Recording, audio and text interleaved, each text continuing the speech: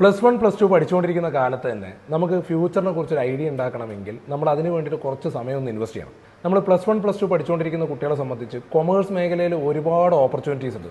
നല്ല സാലറി കിട്ടാവുന്ന, സ്വന്തമായിട്ട് പ്രൊഫഷൻ ഡെവലപ്പ് ചെയ്യാൻ പറ്റുന്ന ഒരുപാട് ഓപ്പർച്യൂണിറ്റീസ് ഉള്ള ഒരു മേഖലയാണ് കൊമേഴ്സ്. പക്ഷേ നമ്മളെ ജനങ്ങളെ സംബന്ധിച്ചിടത്തോളം ഇതിനെക്കുറിച്ച് വ്യക്തമായ ധാരണയില്ല.